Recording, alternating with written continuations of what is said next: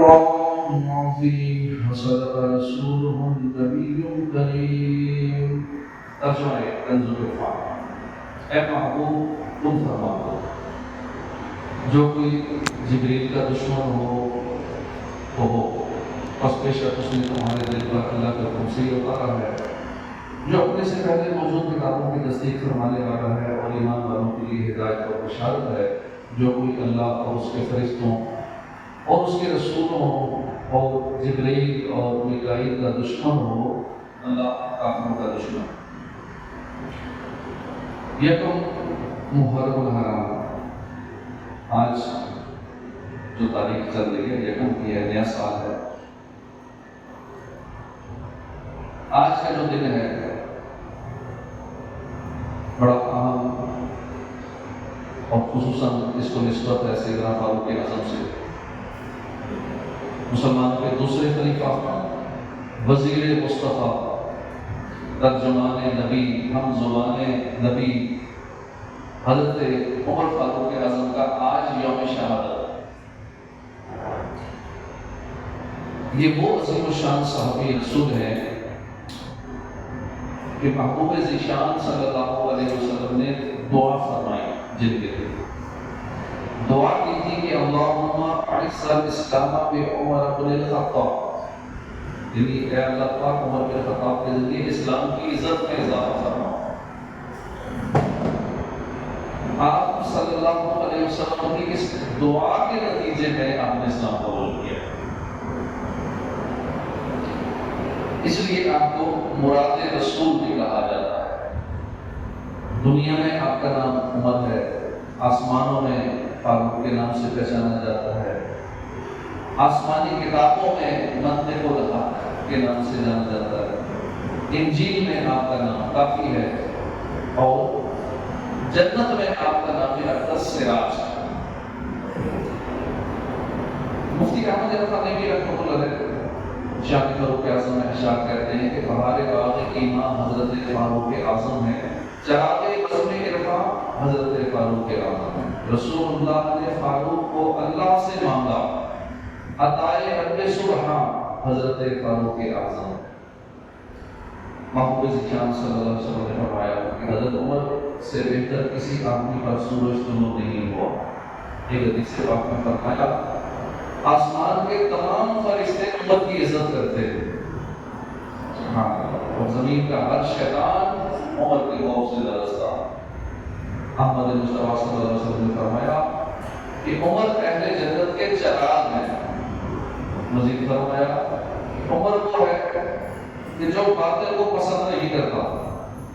وہ بھی پیاری روایت ہے، رسول اکرم صلی اللہ علیہ وسلم نے فرمایا رضا اللہ کی کتاب عمر کا رضا عمر رضا اللہ، یعنی اللہ کی رضا عمر کی رضا اور عمر کی رضا اللہ کی رضا. ترمذی شریف حدیث پاک کی مشہور کتاب ہے، اس میں روایت ہے رسول اکرم صلی اللہ علیہ وسلم نے فرمایا کہ اللہ نے عمر کی زبان اور دل پر حق جاری فرما دیا.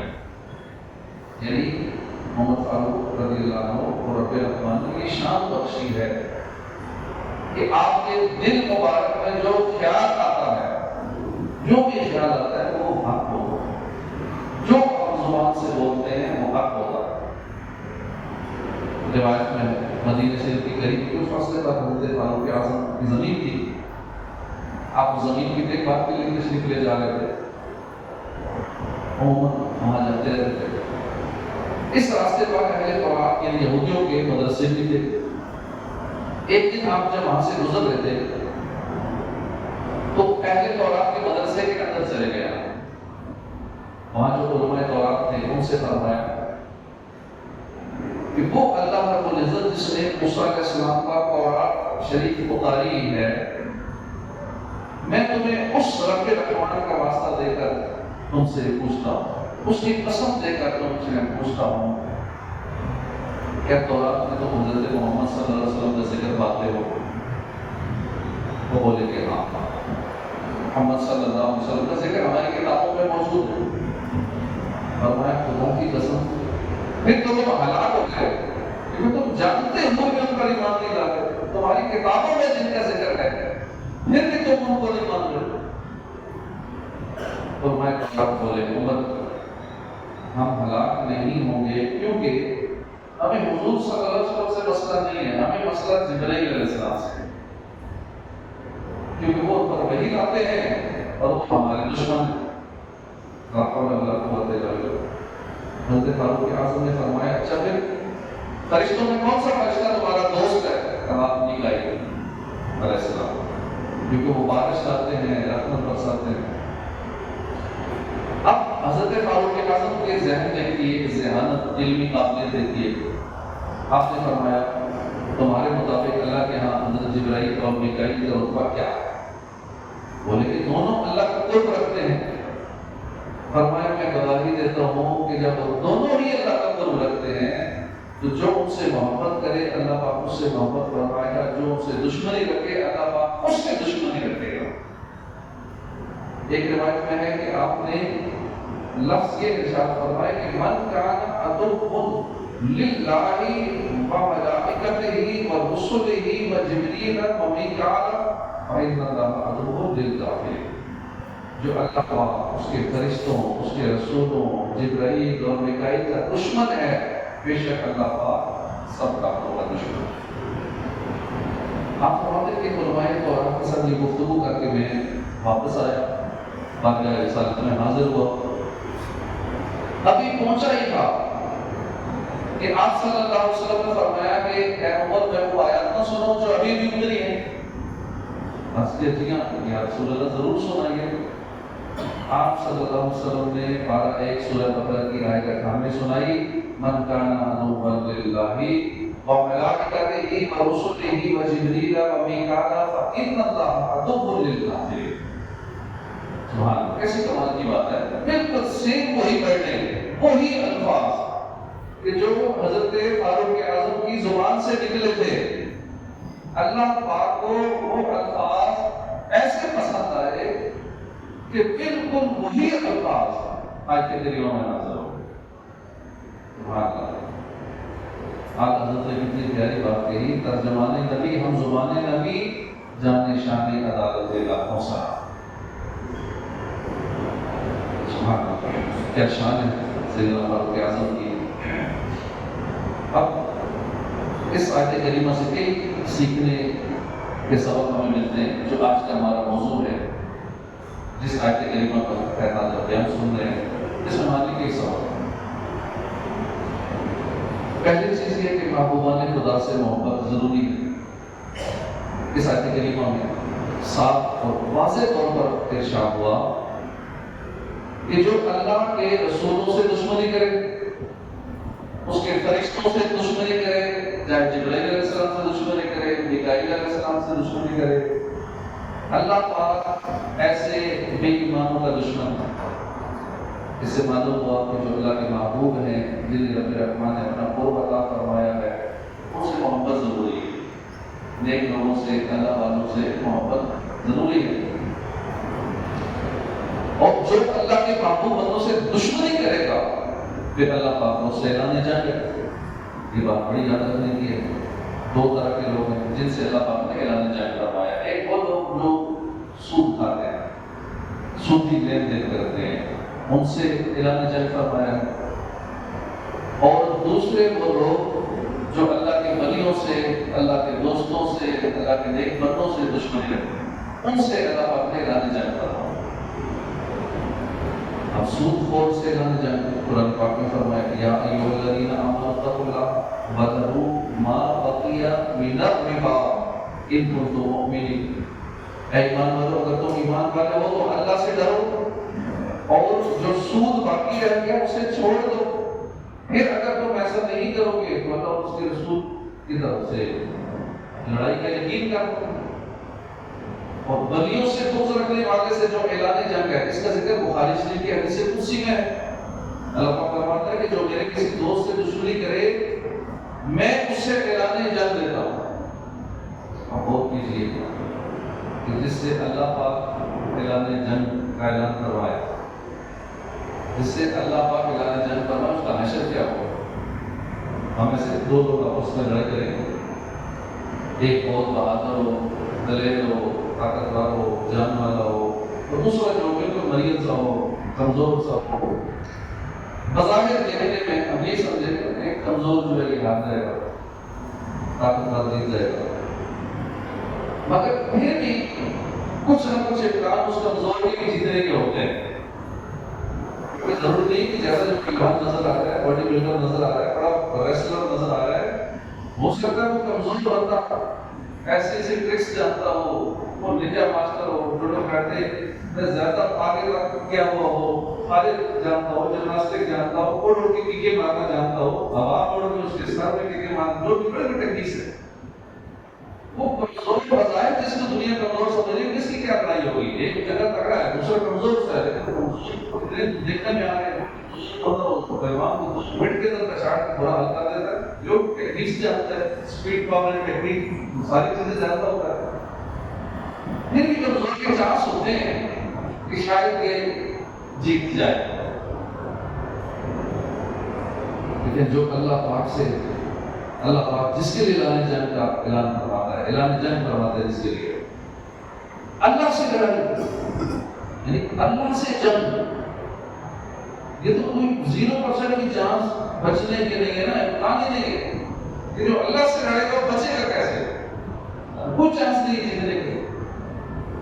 اب دیکھیے نمرود کتنا بڑا بادشاہ تھا، اس نے اللہ سے جنگ کرنی چاہیے، اللہ پاک نے مچھر کے ذریعے اس کا کیا حاصل کر دیا، اس کو مچھر کافی ہو گیا نمرود کے لیے، خود کو خدا کہتا تھا، اللہ سے جنگ کرتا تھا، اللہ پاک نے مچھر کے ذریعے اس کا برا حال کر دیا، ہلاک فرما دیا۔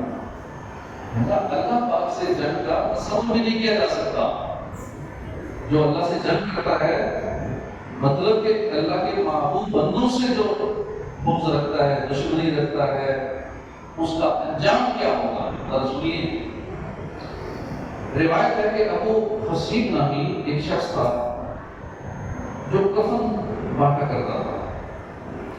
جب بھی اسے خبر ملتی کہ فلاں گھر میں میت ہو گئی ہے، کوئی بندہ فوت ہو گیا ہے، وہ کفن لے کے پہنچ جاتا تھا، جو بھی کفن خرید نہیں سکتا تھا اس کو فری میں کفن دیتا تھا۔ یہ شخص جو تھا ایک دن اس کے پاس ایک شخص آیا، کہا کہ فلاں جگہ میت ہو گئی ہے۔ ابو حسین نے فوراً کفن لیے، اس کے ساتھ چل پڑا، میت کے گھر پر پہنچ گیا۔ ابو حسین کہتے ہیں کہ میں نے دیکھا وہاں لوگ چل درمیان میں ایک میت پڑی ہوئی ہے، اس کے پیٹ پر پیٹ رکھی ہوئی ہے۔ اب لوگوں نے مرنے والے کی بڑی تعریفیں کی، اس کے نیک اعمال کے متعلق بتایا۔ میں نے ان سے کہا کہ تم اس کو غسل کیوں نہیں دیتے؟ بولے کہ ہمارے پاس کفن نہیں ہے۔ فرماتے میں نے جب وہ اپنے ساتھی کو کفن لینے بھیجا، ایک شخص کو قبر کی تیاری کے لیے بھیجا، پہلے کھانا غسل کی پانی گرم کرنے لگے، میں میرے کے پاس بیٹھ گیا۔ ہم بھی بیٹھے تھے، اچانک مردہ حرکت کرنے لگا، اس کے پیٹ پر رکھی ہوئی اینٹ بھی گر گئی اور وہ میت وہ مردہ اٹھ کے بیٹھ گیا۔ اب وہ بلند آواز سے کہہ رہا تھا، ہائے آگ ہائے آگ۔ میں نے اسے کہا کہ لا الہ الا اللہ پڑھو، مردہ بولا مجھے اس کا کوئی فائدہ نہیں ہوگا، اللہ پاک کوفہ کے رہنے والے اس بوڑھے پر لعنت فرمائے، اس نے مجھے بھٹکا دیا۔ اس بوڑھے کے کہنے پہ میں حضرت عمر اور حضرت عمر کو گالی دیا کروں، لیکن گستاخانہ صحابہ کا انجام کیا ہوتا ہے؟ اللہ کے پیاروں سے جو دشمنی رکھتا ہے اس کا یہ حال ہوتا ہے۔ سیدنا ابوبکر صدیق اور سیدنا فاروق اعظم کو جو لوگ گالی دیتے ہیں، برا بھلا کہتے ہیں، ان کا حشر کیا ہوگا؟ ایک روایت میں کہ وہ مردہ بولا کہ مجھے آگ کی طرف لے جایا گیا، مجھے میرا ٹھکانہ دکھایا گیا، پھر کہا گیا واپس جاؤ اور لوگوں کو اپنا ٹھکانہ بتاؤ کہ ابوبکر اور عمر کے ساتھ بغض رکھنے والوں کے ساتھ کیا حشر ہوتا ہے، اور پھر تمہیں واپس اسی آگ میں آنا ہے۔ یہ کہہ کر وہ پھر بے جان ہو کر گر گیا، دوبارہ مر گیا۔ علمان والا ایک قصہ کہانی نہیں ہے، امام ابن ابی دنیا بہت بڑے محدث ہیں، آپ نے باقاعدہ سند کے ساتھ یہ واقعات لکھا ہے۔ اب اس میں غور کیجیے، کتنی عبرت کی بات۔ اللہ تعالیٰ ہم سب کو بغض صحابہ اور بغض اہل بیت سے بچائے۔ کچھ لوگ صحابہ کی محبت میں اتنا آگے چلے جاتے ہیں، اہل بیت کے لیے زبان کھولنا شروع کر دیتے ہیں، کئی اہل بیت کی محبت میں اتنا آگے بڑھ جاتے ہیں کہ صحابہ کرام کو برا بھلا گالیاں دینا شروع کر دیتے ہیں۔ دونوں ٹھیک نہیں۔ ٹھیک وہ ہے جو صحابہ سے بھی پیار کرتے ہیں، اہل بیت سے بھی پیار کرتے ہیں، لیکن ہر صحابی اچھا ہے، ہر صحابی ٹھیک ہے۔ لیکن آقا نے خود فرمایا جس صحابی کی پیروی کرو گے ہدایت پا جاؤ گے، یہ تو آسمان کے ستاروں کی طرح میرے صحابی ہیں، لیکن صحابی کی پیروی کرو گے تو بڑا بات کرا دے گا۔ ہر صحابی نبی جنتی، یہ عقیدہ اپنے ذہنوں میں بھی راسخ کرنا چاہیے، اپنے اولاد کو بھی یہ سکھانا چاہیے۔ کہیں گڑبڑ ہو گئی، ایک صحابی کے بارے میں بھی عقیدہ گڑبڑ ہو گیا، نہیں وہ یوں تو یوں تو یوں نہیں، چاہے وہ فتح مکہ سے پہلے اسلام لائے یا بعد میں لائے، اس طرح بھی ہے جب صحابی ہو گئے، ایمان کی حالت میں دنیا سے گئے، پیارے مصطفیٰ صلی اللہ علیہ وسلم کا چہرہ دیکھ لیا ایمان کی حالت میں، اور ایمان کی حالت میں دنیا سے رخصت ہو گئے، وہ صحابی جنتی ہے، اس کے بارے میں کسی کو اجازت نہیں ہے کہ وہ بکواس کرے کسی کے صحابی کے بارے میں یا اہل بیت یا کسی بھی فرد کے بارے میں کوئی ایسی زبان استعمال کرے۔ ہم نے آیت کریمہ سنی جو آج ہمارا موضوع تھا، من کان عدوا للہ وملائکتہ ورسلہ وجبریل ومیکائیل فإن اللہ عدو للکافرین۔ اس آیت کریمہ سے دوسری اہم بات جو سیکھنے کو ملی، سیدنا فاروق اعظم رضی اللہ عنہ بہت اونچے رتبے والے ہیں، آپ کی زبان سے جو الفاظ ادا ہوئے اللہ پاک نے وہی الفاظ قرآن میں نازل فرما دیے۔ ذہن میں رکھیے یہ صرف ایک آیت نہیں ہے، اس کو کہتے ہیں موافقات عمر، موافقات عمر، اس کے پورا ایک موضوع ہے، بہت سارے آیات ہیں۔ علماء کرام نے اس موضوع پر بڑی بڑی کتابیں لکھی ہیں موافقات عمر کے ٹاپک پہ، یعنی آپ کی زبان کے موافق جو آپ کی زبان سے نکلتا تھا قرآن کی آیت نازل ہو جائے، اس کو موافقات عمر کہتے ہیں۔ آپ کے الفاظ اللہ پاک کو اتنے پسند تھے، اللہ پاک وہی آیات نازل فرما دیتا تھا۔ اس ٹاپک پہ بڑی بڑی کتابیں ہیں، صرف یہ دو چار آیتیں نہیں ہیں۔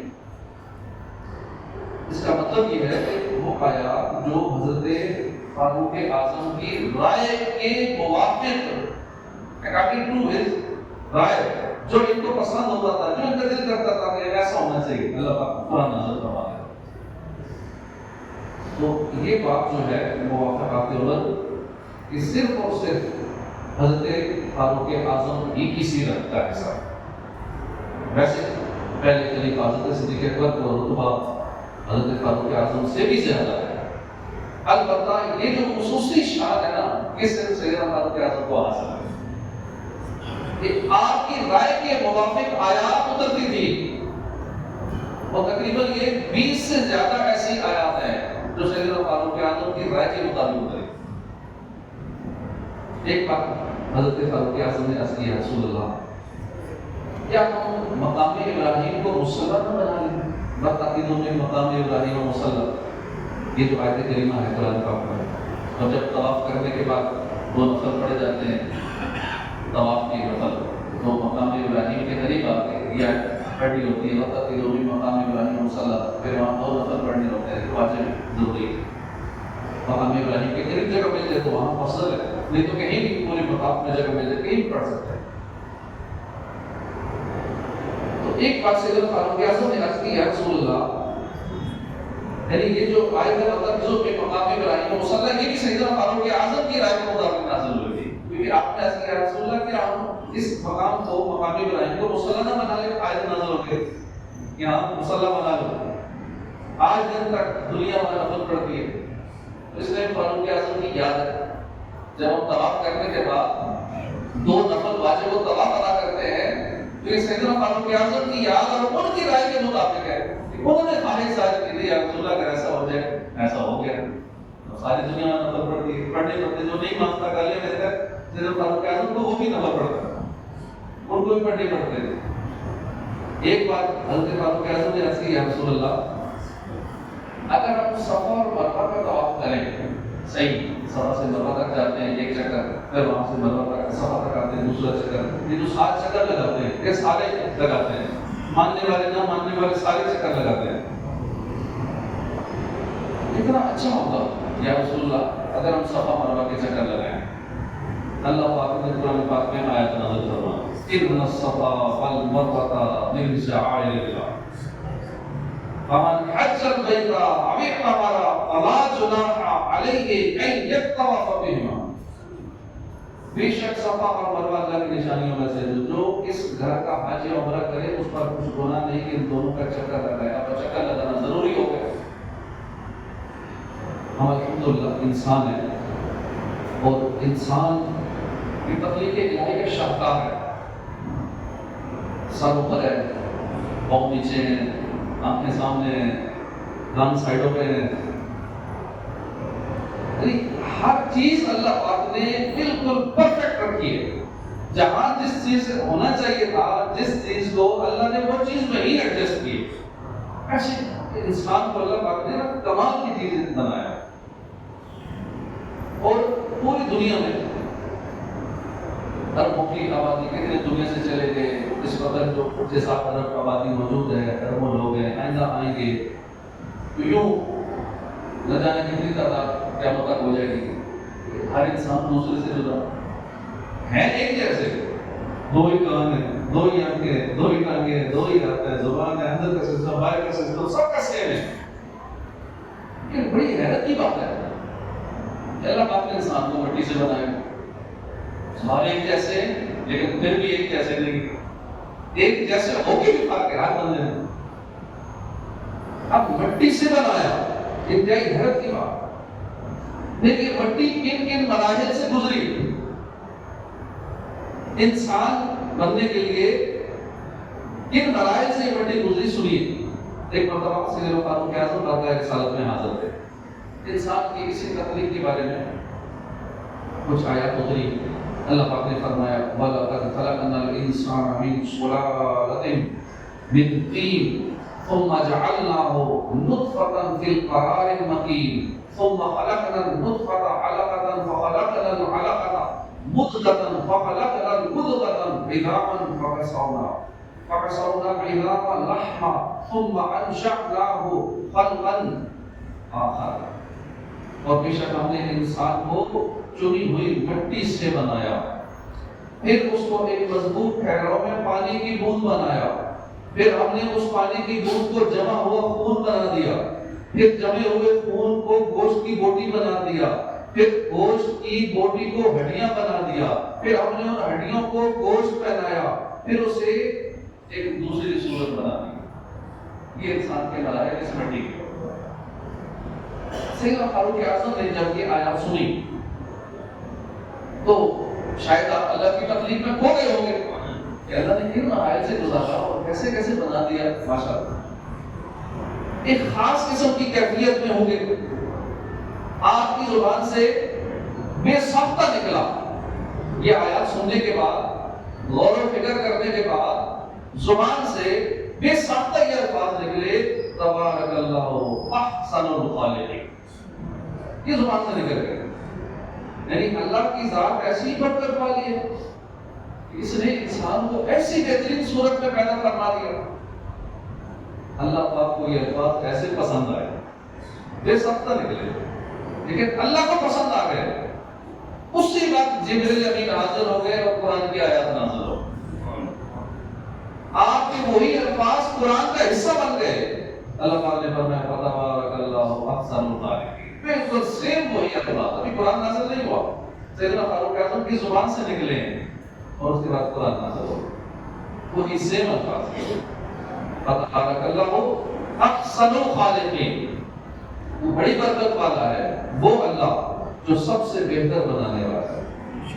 وہی موضوع کچھ اور ہے، ورنہ باقی اگر ہم اپنی تخلیق پہ غور کریں نا تو حیران رہ جائے کہ اللہ پتہ نہیں ہمیں کیسا بنایا ہے، ہمارا ایمان اللہ پہ اور مضبوط ہو جائے، خالی اپنے اوپر خود کو پہچان لیں، ہمارے عقل جھنجھلا کر پھر کہتی ہے فتبارک اللہ احسن الخالقین۔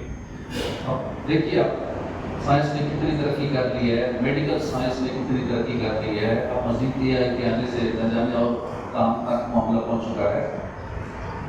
اس کے باوجود میڈیکل کی دنیا میں ادھر کر اگر دیکھیں، کان کے ڈاکٹر الگ نظر آئیں گے، آنکھوں کے ڈاکٹر الگ ہوں گے، ہارٹ اسپیشلسٹ الگ ہوں گے، ہڈیوں کے الگ ہوں گے، کتنے نہ جانے ہمارے جسم کے آگے ڈپارٹمنٹ بنے ہوں.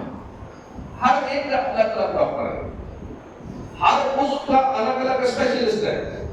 آپ نے پہلے ایم بی بی ایس کیا ہوتا ہے اور اس کے بعد اسپیشلائزیشن کرتے ہیں کسی ایک چیز میں، آگے مہارت حاصل کرتے ہیں، ڈگریاں لیتے ہیں، 16 سال 20 سال اس کام میں لگ جاتے ہیں صرف ایک عضو سمجھنے کے لیے.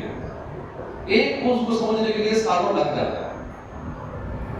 اس کے باوجود آپ دنیا کے کسی ماہر ڈاکٹر کے پاس چلے جائیں، وہ یہ نہیں کہے گا کہ میں عالم ہوں، میں نے آنکھ کے بارے میں سارا کچھ سیکھ لیا ہے. میں بالکل یہ نہیں کہتا کہ فلاں کو جواب ہے، میں ٹھیک کر دوں گا، علاج کر دوں گا. نہیں، اتنے کیسے سنتے ہیں ڈاکٹروں نے علاج جواب کر دیا، ڈاکٹر نے جواب دے دیا. کیا ہوا جی؟ ڈاکٹر نے جواب دے دیا. ہارٹ کا مسئلہ تھا، اب سارا کچھ ہو گیا، اب ڈاکٹر نے کر لی، بس جواب دے دیا. اور کئی مسائل ہوتے ہیں، کئی بیماریاں ہیں جس میں ڈاکٹر جواب دے دیتے. یعنی ہزار قسم کی مہارتیں رکھنے کے باوجود ڈاکٹر ہاتھ کھڑے کر لیتے. نہیں بس اب ہم کچھ نہیں کر سکتے تو دعا کریں جتنے دینے زندگی کے پورے کرنے سے. اب دیکھیے کہ اللہ نے کیسا انسان کو بنایا، اتنی ہر عضو کی آگے ڈیٹیل ہے. یعنی ہر ڈاکٹر یہی کہے گا کہ میں ابھی تک اس عضو کو پوری طرح سمجھ نہیں پایا. عمر گزر گئے، سالوں گزر گئے. دل کا مسئلہ ہے، ڈاکٹر نے جواب دے دیا. کان کا مسئلہ ہے، ڈاکٹر نے جواب دے دیا. اس کان کا کچھ نہیں ہو سکتا جی، اب دل کا مسئلہ کچھ نہیں ہو سکتا جی. تو ڈاکٹر یوں جواب دے کر اپنی بے بسی کا اظہار کرنے لگتے ہیں. اس سے اندازہ لگائیے کہ اللہ پاک نے انسان کو مٹی سے بنایا اور کیسا زبردست بنایا. کیوں نہ کہیں فتبارک اللہ احسن الخالقین، بڑی برکت والا وہ اللہ جو سب سے بہتر بنانے والا ہے. حدیث پاک میں کہا ہوا کہ اللہ پاک نے حق فاروق اعظم کی زبان پر رکھ دیا، یعنی آپ کی زبان سے جو نکلتا ہے وہ حق نکلتا ہے، جو آپ فرماتے ہیں وہ حق ہی ہوتا ہے. یہاں تک کہ قرآن پاک میں تو آپ کی رائے کے مطابق کئی آیات ہیں ہی. پہلی کتابوں میں تورات کے اندر بھی وہ باتیں تھیں جو سیدنا فاروق اعظم نے فرمائی. حضرت کعب الاحبار ایک مرتبہ بارگاہ فاروقی میں حاضر تھے، تورات سے لکھے بہت بڑے عالم تھے. آپ نے فرمایا کہ آسمانوں کے بادشاہ کی طرف سے زمین کے بادشاہوں کے لیے بڑی تباہی ہے. یہ جملہ سننے کی دیر تھی کہ سیدنا فاروق اعظم نے بے ساختہ فرمایا کہ الا من حاسب نفسہ، جو اپنے نفس کا محاسبہ کرتا ہے اس کے لیے تباہی نہیں ہے. انہوں نے کہا، آپ نے جب یہ بات سنی انہوں نے کہا خدا کی قسم تورات میں بھی ایسے لکھا ہوا ہے، جو آپ نے بھی بات بولی ہے یہی تورات میں لکھی ہوئی. یہ سن کر فاروق اعظم نے سر مبارک سجدے میں رکھ دیا، رونا شروع ہو. ایسی کمال ہستی ہے کہ ان کی زبان سے نکلنے والے الفاظ کلام الہی کی پیروی کرتے ہیں، اور ہماری زبان بس فضولیات نکالتی رہتی ہے. ہماری زبان دوسروں کو تکلیف دیتی رہتی ہے. ہماری زبان سے دل میں کتنے دل ٹوٹتے ہیں، ہماری زبان سے کتنوں کو دل میں زخمی کرتے ہیں، اپنی زبان کی غیبتیں کرتے ہیں، چغلیاں کرتے ہیں، لوگوں میں جدائیاں ڈالتے ہیں، زبان کا غلط استعمال کرتے ہیں. اللہ پاک اچھا بولنے کی توفیق عطا فرمائے. اور حدیث پاک میں کہ جو اللہ قیامت کے دن پر ایمان رکھتا ہے اسے چاہیے کہ یا اچھا بولے، اگر اچھا نہیں بولتا پھر اس خاموش رہے، یا اچھا بولے یا پھر چپ رہے. ایک صحابی نے عرض کیا یا رسول اللہ، میرے لیے سب سے زیادہ خطرناک چیز کون سی ہے؟ حضور نے زبان کی طرف اشارہ کر فرمایا کہ یہ چیز سب سے خطرناک عضو جو ہے، حدیث پاک میں فرمایا کہ وہ زبان ہے. اس کی زبان کنٹرول رکھنی چاہیے، اور خصوصاً بڑھاپے میں زیادہ کنٹرول رکھنی چاہیے، کیونکہ باقی جسم کمزور ہو جاتا ہے لیکن بڑھاپے میں زبان کی دن بدن طاقتور ہوتی ہے، سارا جسم کمزور ہوتا ہے. یہ اس کا حساب الٹ ہے کہ جتنی کی عمر زیادہ ہوتی ہے یہ زیادہ تیز ہوتی ہے، اور پھر سارے گھر والے تنگ پڑ جاتے ہیں، بچے تنگ پڑ جاتے ہیں، بابا جی بولتے ہی رہتے ہیں، ہر کام میں ٹوکتے ہیں، دوسرے کے اچھے نہیں لگتے. اسی زبان اچھا بولے یا پھر خاموش رہے. اسی طرح آپ نے جو فرمایا کہ نفس کا محاسبہ کرنے کے حوالے سے عقل مند وہ ہے کہ جو اپنا محاسبہ کرے، موت کے بعد والی زندگی کے لیے عمل کیا کرے۔ جو کاروباری بندہ اپنے کاروبار کا حساب نہیں رکھتا، اس کا کاروبار ختم ہو جاتا ہے، دیوالیہ ہو جاتا ہے۔ ہر ڈپارٹمنٹ میں، ہر فیکٹری میں، ہر ادارے میں اکاؤنٹس کا پورا ڈپارٹمنٹ ہوتا ہے، آڈٹ کا سسٹم ہوتا ہے۔ اب سوچ بھی تو نہیں سکتا کہ میرا اکاؤنٹ ڈپارٹمنٹ نہ ہو یا اپنا حساب کتاب نہ رکھوں۔ پتہ ہے، ہر بندہ جانتا ہے کہ اگر حساب کتاب نہیں رکھیں گے کاروبار نہیں چلے گا، نقصان ہو جائے گا۔ ہمیں کیا پتا انکم کتنی آ رہی ہے، ایکسپینس کتنا ہو رہا ہے، کیا سسٹم ہے سارا۔ تو حساب کتاب ضروری ہے، یہ دنیاوی معاملات ہیں۔ اگر حساب نہیں رکھے گا نقصان، کیا نقصان ہوگا؟ مالی نقصان ہوگا، ٹھیک ہے، کنگال ہو جائے گا، تندرست ہو جائے گا، غریب ہو جائے گا۔ لیکن آخرت کے معاملے میں اگر کوئی اپنا حساب کتاب نہیں رکھے گا، آخرت کا محاسبہ نہیں کرے گا، اس کا نقصان کیا ہوگا؟ ہمیشہ کے لیے جہنم، جہنم کی 7 سزائیں، وہ بڑا نقصان ہے۔ دنیا کے نقصان چھوٹا ہے، اکاؤنٹس کا حساب نہیں رکھتے تو ٹھیک ہے، دنیا کی حد تک نقصان ہے، دنیا میں اس سے پریشانی ہوگی، لیکن آخرت کا حساب، اس کا نقصان، اس کی سزا بہت بڑی ہے۔ اس لیے روزانہ اپنی آخرت کا محاسبہ کرنا چاہیے۔ روز رات سونے سے پہلے اپنا حساب لگائیں کہ آج میں نے دن میں کیا کیا۔ 5 نمازیں فرض کی، میں نے پڑھی یا نہیں پڑھی؟ تہجد کی یہ فضیلت تھی، میں نے نہیں پڑھی، میں اتنے فائدوں سے محروم ہو گیا۔ اشراق الجاج پڑھنے کے یہ فائدے تھے، فائدے مجھ سے رہ گئی، اتنا بڑا نقصان ہو گیا۔ اب ابین پڑھنے سے 12 سال کی عبادت کا ثواب مل جاتا مفت میں۔ تو 2-4-6 نفل پڑھنے تھے، 12 سال کی عبادت تھی، تو میں اتنے بڑے فائدے سے محروم ہو گیا، نفع میں نقصان ہو گیا۔ روزانہ میں اتنا درود پاک پڑھتا تو یہ فائدے تھے، یہ فائدے تھے۔ 1000 بار درود پاک پڑھ لیتا تو جنت میں مرنے سے پہلے اپنا مقام دیکھ لیتا، اللہ کی رحمتوں کا نزول ہوتا، رزق میں برکت ہو جاتی۔ لیکن ہم حساب کتاب نہیں رکھتے، اس لیے ہمیں پتہ ہی نہیں چلتا کہ ہم اپنا کتنا نقصان کر رہے ہیں، اپنی زبان کا کتنا غلط استعمال کیا سارا دن۔ تو روزانہ رات سونے سے پہلے اپنا محاسبہ کرنا چاہیے، تو اس سے بندے کو وہ فکر پیدا ہوگی، گناہوں سے توبہ کرے گا، کل کے لیے اچھا عمل کرنے کی کوشش کرے گا۔ لیکن محاسبہ نہ کرنے والا غفلت میں زندگی گزارتا، جیسے ہماری گزر رہی ہے، اور بھائی دن بدن عمل کم ہوتا جا رہا ہے، نیک اعمال میں سستی بڑھتی جا رہی ہے، جو قبر کے قریب ہو رہے ہیں اتنی سستیاں بڑھ رہی ہیں۔ اور یہاں باقی اعمال تو چلو کرنے، نماز بیسک چیز ہے جو ہر مسلمان کا فرض ہے۔ کتنے مسلمان نماز نہیں پڑھتے؟ حالانکہ پتہ ہے نماز نہ پڑھنے والا اس کو دنیا میں بھی سزائیں ملتی ہیں، قبر میں بھی، حشر میں بھی، دنیا میں تندرستی آ جاتی ہے، وہ طرح کی پرابلم۔ لیکن ہمارے کتنے لوگ نماز نہیں پڑھتے۔ اللہ پاک نماز کی توفیق عطا فرمائے، اپنا محاسبہ کرنے کی توفیق عطا فرمائے، اور ہمارے